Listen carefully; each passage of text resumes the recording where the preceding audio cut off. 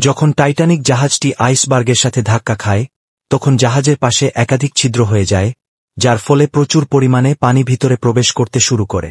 যদিও এই জাহাজে আলাদা আলাদা জলরোধী কক্ষ ওয়াটারটেট কম্পার্টমেন্টস ছিল, যার সাহায্যে পানির প্রবেশ নিয়ন্ত্রণ করা যেত, তবু দুর্ঘটনায় একসঙ্গে 6টি জলরোধী কক্ষ ক্ষতিগ্রস্ত হয়।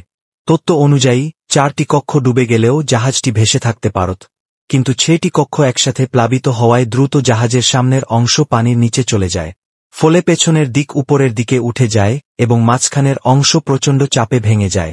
পরে জাহাজটি 2 টুকরো হয়ে সাগরের গভীরে ডুবে যায়। যদি আমরা টাইটানিকের গায়ে একটি বিশাল চুম্বক ম্যাগনেট লাগিয়ে সেটিকে টেনে তুলতে চাই, তাহলেও সেটি কার্যকর হবে না, কারণ জাহাজের ধাতব অংশগুলো বহু বছর ধরে পানির নিচে থেকে ক্ষয়প্রাপ্ত হয়েছে। এতে চুম্বক টান দিলেও জাহাজের গায়ে ছিঁড়ে যেতে পারে। আবার যদি আমরা পুরো জাহাজটিকে পিংপং বল দিয়ে ভর্তি করি যাতে তা ভেসে ওঠে, তাহলেও তা সম্ভব নয়, কারণ সমুদ্রের গভীর পানির প্রচণ্ড চাপেই সেই বলগুলো মুহূর্তেই চূর্ণবিচূর্ণ হয়ে যাবে।